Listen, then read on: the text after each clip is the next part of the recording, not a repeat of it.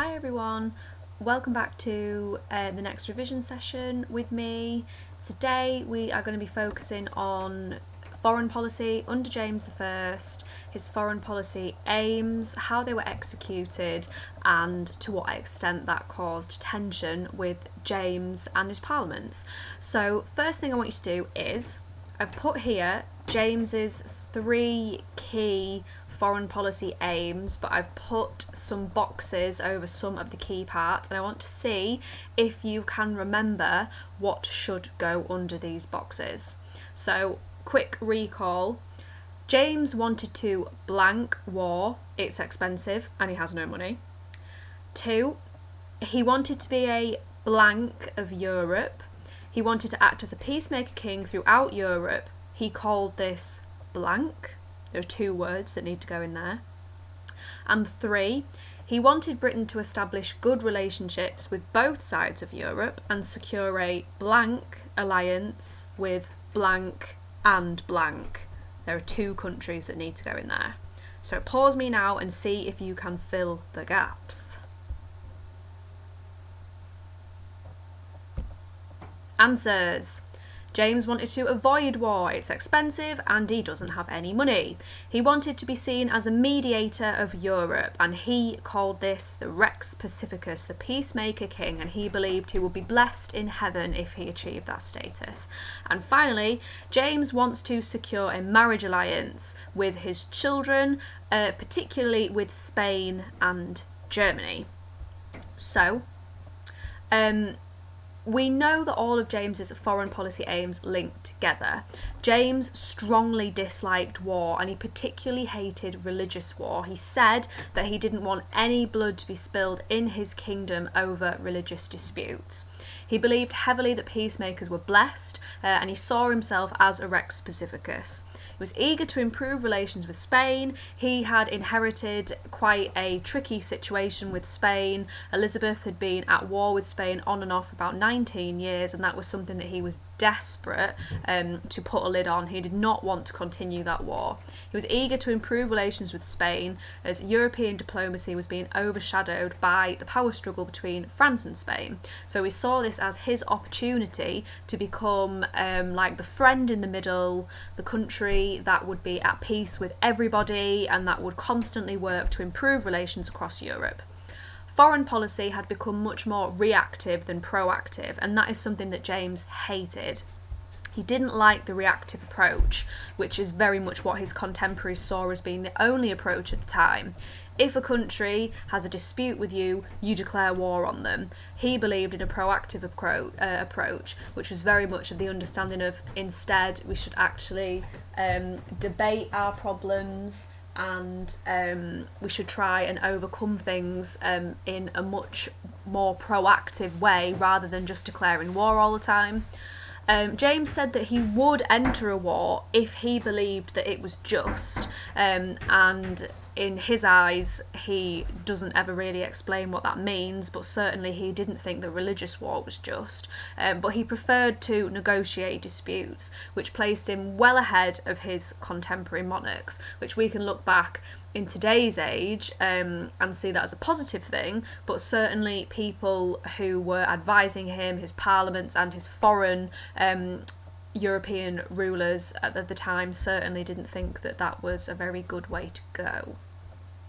So, James's foreign policy. What was the plan? What actually happened? There are 4 key people on here and I'm hoping you will recognise them because we've looked at these pictures before.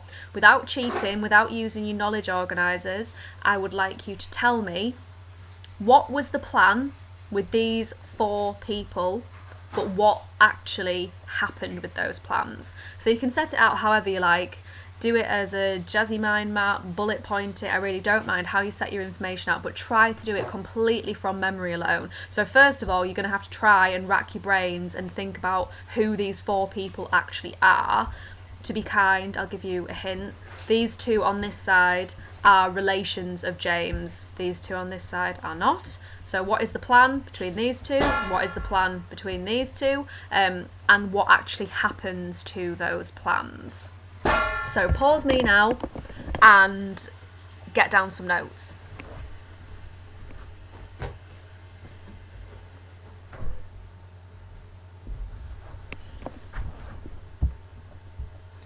Okay, hopefully you've been able to remember these people. So we know, as I mentioned earlier, the plan was to marry. James has only got 2 living children by this point. His oldest son had died, so it was to marry his 2 surviving children into leading royal families of Europe. The first marriage was between his daughter Elizabeth, and the plan was to marry her to Frederick, who's German, Frederick of the Palatinate, and they were actually married in 1613, so that marriage plan went ahead all smoothly. The second plan was to marry Charles to the Spanish Infanta, so the young princess of Spain. This was a marriage agreement which was in the works for years and years and years and years, and it never seemed to come to fruition for lots of different reasons, but most predominantly because Spain were really leading James down the merry path and quite clearly never intended to marry the Infanta to Charles. They just used it as an excuse to try and encourage James to be slightly more sympathetic towards them, and to improve trade and the economy, and to basically help them in terms of what they were doing in different countries across Europe, and to encourage James to not intervene with their foreign policy, which James didn't do effectively. He did stay out. But this marriage falls through in 1623 after a rather disastrous trip to Madrid for Charles and Buckingham. So what I want you to do now is, you should already have this, but if you don't, please let me know. You need to read these 2 pages of your James Knowledge Organiser. So this is the first one, talks about James's foreign policy aims, why he doesn't want war, and then it talks about Elizabeth and Frederick, another E in there, Elizabeth and Frederick of the Palatinate, and the outbreak of the 30 Years' War, which is really crucial. So give that information a read, highlight, make notes. Then the next page here, it starts off with Charles the Spanish Infanta. Sorry, typos galore. Give that a read, and then also about why that falls apart and the impact of that falling apart. Obviously, we know that Charles does not marry the Spanish Infanta. Instead, he marries Henrietta Maria, a marriage alliance organised by Buckingham, much to the dismay of Parliament. So give both of those pages a read, make notes, highlight, and then that'll lead us on to the next task.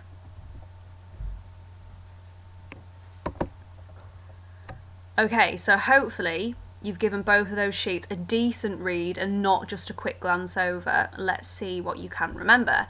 I have pulled out 2 sections of information and I have cut out some important parts, and I want to see if you can remember them.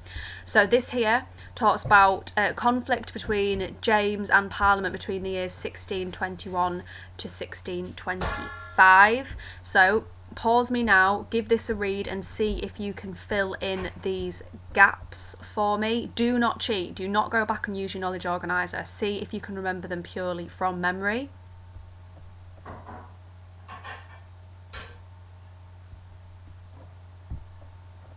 And same again, next one, there's no gaps in this one, so just give that a read, but there are gaps in this one here about the French marriage alliance. So same again, no cheating, don't use your knowledge organiser, see if you can fill it in from memory alone.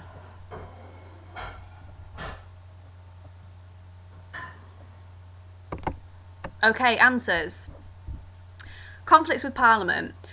During the parliamentary discussion of war, James left Parliament feeling confused. The main reason why he confused them was because when he was asking for subsidies in order for him to engage in the 30 Years' War, he deliberately avoided any type of discussion regarding religion. And the reason why Parliament found that confusing is because predominantly the 30 Years' War was a religious war. You would be a fool to claim that it wasn't. It really was a power struggle between the Protestant states and the Catholic states, led predominantly by the sort of Catholic powers from Spain. James is very much aware of that, and he doesn't want to tread on the toes of Spain because he is still, in the early years, 21, 22 and early 23, he's still very much hoping to marry baby Charles to, well, he's not really a baby anymore, to the Spanish Infanta. So he avoids any discussion of war. He wanted an anti-Habsburg league, not an anti-Catholic one. So he wants to go after, or aid those to go after, the Catholic family that have removed the Palatinate from Frederick and Elizabeth. But he certainly doesn't want to claim as though he's launching an all-out war against all the Catholic states, because he wants to keep them on side. He still feared causing Catholic upset at home and across the rest of Europe. By the time we get into 1621, Parliament are fed up with this approach, and they urge James and beg him to pursue and publicly avow the aiding of those in our religion in foreign parts. They say to him, "You are the Protestant king, you should be seen to be helping our Protestant brothers across Europe." But that title is something that James didn't want and certainly didn't support. But whether he liked it or not, he was a Protestant king, but to him, getting involved would just make the situation worse. Parliament could see no gain in further negotiations with Spain, and they thought that these should be terminated. James throws his toys out of the pram and he dissolves Parliament. At this point, to Parliament, James's actions seem completely inexplicable. They cannot understand why James is continually still holding back against Spain when they are actively supporting the Habsburg family across Europe, who is effectively at war with his daughter and his son-in-law. So to them, they're baffled. Furthermore, the Madrid trip puts further fuel on the fire in 1623. Parliament were appalled, and they ultimately hold James accountable for not actively stopping Buckingham and Charles from going. Yes, he didn't know that they'd gone straight away. He didn't tell them to go. This was very much a scheme thought up by Buckingham, but he knew they were there. Once they'd set off, he is made aware of it, and although he gives Charles a slight slap on the wrist, he doesn't demand that they return. So to Parliament, they consider James as sort of actively encouraging the disastrous Madrid trip. Then that escalates further. Parliament grants James a £300,000 subsidy, but it was granted on the understanding that a naval war would be fought, not an inland invasion. The reason for that is because Parliament considered it to be the less foolish option. They almost wanted to relive the glory days of the Spanish Armada between England and Spain in 1588. But James did not agree with this, although he takes the money. He wants Parliament to put pressure on Spain, but he doesn't want another Armada. That's not what he's hoping for. Even though he's been granted the money and he's agreed to this naval war, his heart's not really in it. He thinks that Spain will give in. Obviously, with hindsight, we know that that doesn't happen. He does say that with this extra added pressure, if Spain still don't buckle, then he's prepared to mount an expedition back to regain the Palatine for Frederick and Elizabeth, and they're going to do that in alliance with the Dutch, but he's holding back. He's still hoping that he won't cut all ties with Spain, even though Spain is literally in an all-out war with his son-in-law and his daughter. He's still clutching at straws, hoping that he can make friends with Spain and get Charles married to the Infanta, but that has very much crumbled. It crumbles, obviously, because the Madrid trip is a total disaster. Charles and Buckingham could very much have been imprisoned. They could have been kept in Spain. Spain was very much entitled to do that, but Spain allowed them to return home. When that happens, Charles is embarrassed. He no longer wants to marry the Infanta, so Buckingham sets his eyes elsewhere. The French marriage alliance was planned by Buckingham a year after the Madrid trip in 1624. The main aim of this was to create an anti-Habsburg alliance and to gain support for the 30 Years' War. James hoped that a union would mean more support for his son-in-law Frederick, but again, the end result has left everybody feeling super confused. The marriage treaty entailed the following disastrous points. Henrietta Maria was openly allowed to practice her religion freely. She is a Catholic. In addition to this, she has been told that she can build a Catholic chapel in London not only for herself, but the public can also use it if they want to. Furthermore, her children are to be raised as Catholic until they are 13. Then obviously, magically, one day after their 13th birthday, they're just going to have a rebirth and decide to be Protestants from that point on. Never going to happen. Really stupid. Buckingham also failed to get on paper any terms of military assistance from France, which, if you literally go back up right to the top of this line here, the main aim of the game here is to secure an anti-Habsburg alliance and to secure support from France within the 30 Years' War. Buckingham gets none of that on paper. Huge mistake. Parliament were absolutely outraged at the appalling nature of this treaty. They again begged James to reconsider and to encourage Charles to marry a Protestant princess instead. All of these negotiations very much frustrated Charles, and he said that he almost felt like he was being prostituted across Europe, and he was dead set on the marriage to Henrietta Maria. He thought this was the right way to go. Of course, James supported it because it had been arranged by Buckingham, and Buckingham can do no wrong in his eyes. So the marriage alliance was agreed. Disastrous from the outset. King Louis of France refused to send any support as it had not been agreed. So this military assistance, the money, the support, the alliance that James and Parliament thought they might get from the French now all crumbles. The British Expeditionary Force sets off under Count Mansfeld, but this resulted in complete disaster. Parliament thought this was going to be a sea war. Count Mansfeld does the one thing that Parliament doesn't want him to do, and he gets off the boat. And this now turns into an inland invasion. It was poorly equipped. A lot of the soldiers were actually diseased before they'd set off, so by the time they get on a boat, they're poorly, they're dead, they start dropping like flies. And when some of them get off the boat, they actually desert the mission because they see that it's essentially going to be a suicide mission for some of them. It was a huge waste of £60,000 of the Commons' £300,000 subsidy that they had granted to James, and it showed that James was willing to disobey direct orders, take the cash, but not follow through with his promises. So finally, this is the last thing I want you to think about. The 30 Years' War caused the most serious foreign policy dispute between James and his parliaments. To what extent do you agree with that? All I want you to do is, this isn't an essay that I'm setting you.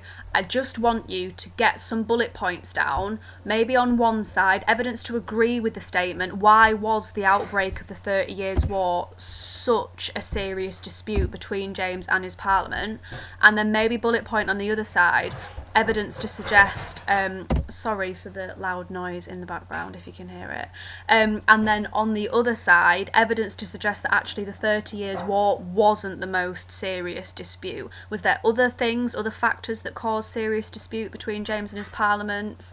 Was there other elements within James's foreign policy, perhaps maybe his attitude towards foreign policy and his aims that caused more disputes? So I really want you to just jot down some points that you would include if you were to answer this question, really rough, just in note form, and then I'll go over some of my points and you can add anything that you have missed. So pause me now, spend 15-20 minutes racking your brains, thinking of everything we've just talked about, and get some points down for me, please.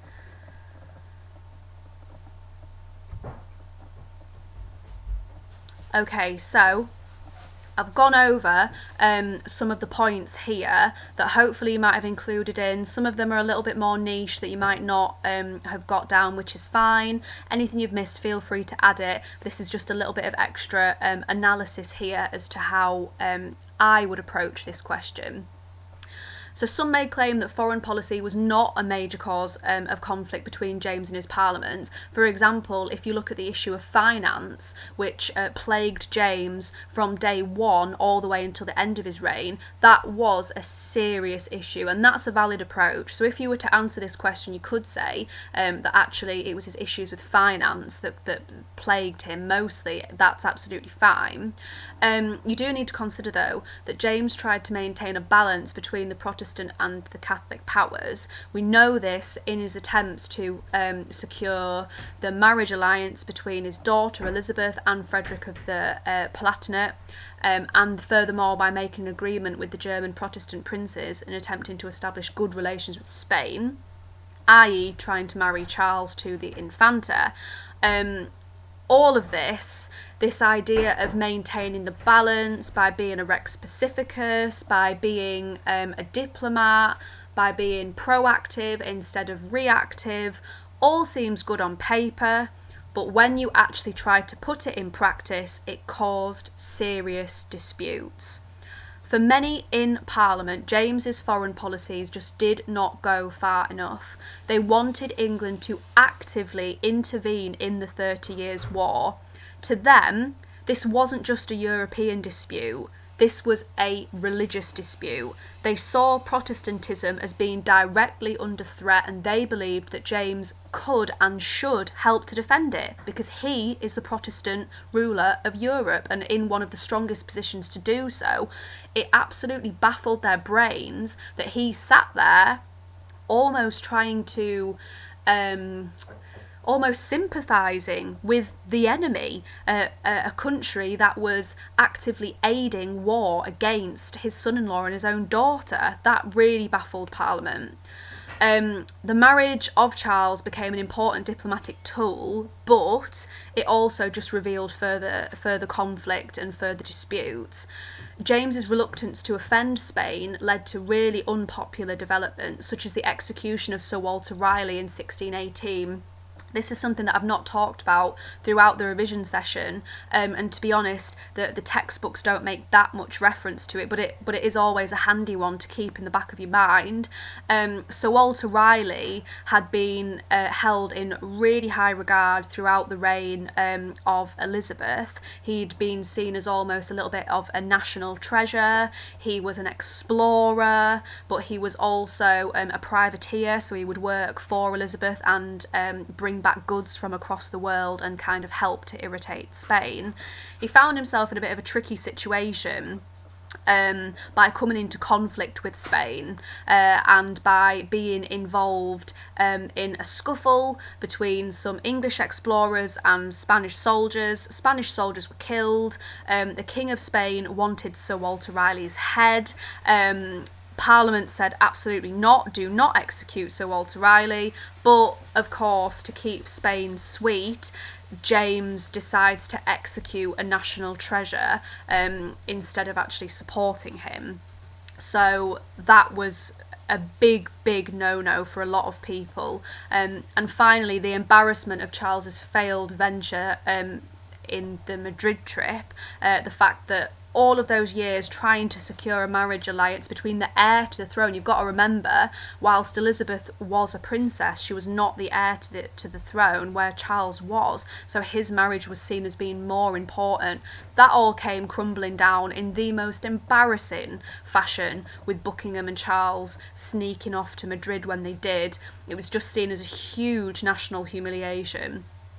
The intervention in the 30 Years' War, when James does get involved in 1624, was, to be honest, too late to save James from criticism by that point. He dies in 1625, so he really did cling on till the very, very end before he actually did anything. He was criticised for following policies that were seen at times to just be wrong, and other times morally right but ineffective. However, some might argue there are other more serious problems other than foreign policy, but you've got to remember that these problems are all linked. So, for example, if you were to argue that James's attitudes towards his role for foreign policy was wrong, you've got to also remember that that links to his view of his rights as a monarch. So James believed that foreign policy was an essential part of the royal prerogative, and it was. He's not wrong in that respect. But a lot of people criticise that attitude, particularly members of Parliament, because even though foreign policy falls under the royal prerogative, that meaning that James technically doesn't have to discuss foreign policy with Parliament, it's his prerogative and it's his right as a monarch to plan it and do as he wishes. At the end of the day, Parliament have to sustain his policies by funding them, and we know that James was always stuck for cash, so no matter what he wanted to do foreign policy wise, he would have to go to Parliament and ask for extraordinary revenue and ask for additional taxes in order to fund his foreign policy plans. So to Parliament, playing the royal prerogative card wasn't good enough because they saw that they had an important role in foreign policy too. Secondly, the practicalities of James's foreign policy proved deeply unpopular. He has this view of a Rex Pacificus and he has this pursuit of a peaceful foreign policy, and whilst we can look back and admire him for that now and think actually that's a very modern approach, you know, woohoo, good for you, James, actually at the time it was just seen as being an appeasement of Catholic powers, and to many Catholics were the Antichrist. People were frightened of them and they didn't understand why their Protestant monarch would be, you know, actually willing to marry the heir to the throne to the Spanish Catholic princess. That just, I can't stress enough how frightened people were of that. It wasn't just a case of no, we're not keen on the Spanish. People really were petrified of Catholic dominance over the country again. And of course, it wasn't popular with Parliament. James soon made peace with Spain. It was one of the first things he did by signing the Treaty of London in 1604, which allowed for trade that had been banned for several years underneath Elizabeth's rule. So for traders and merchants, they saw this as being good for the economy. But in the eyes of Parliament, they saw this as a bad thing because Spain is the arch enemy, and actually some people profiteer from war and some people didn't want war to be over between Spain because they saw it as an opportunity to make money via that war. Therefore, to wrap it up, the 30 Years' War was a serious foreign policy dispute. You can't claim that it wasn't. But I think, as a whole, perhaps the most serious was the lack of understanding between James and his parliaments regarding his foreign policy aims and his intentions. They fundamentally did not agree on James's role, on James's aims, and the way that he carried out those aims within his foreign policy. So, thanks for listening, and I'll speak to you again soon.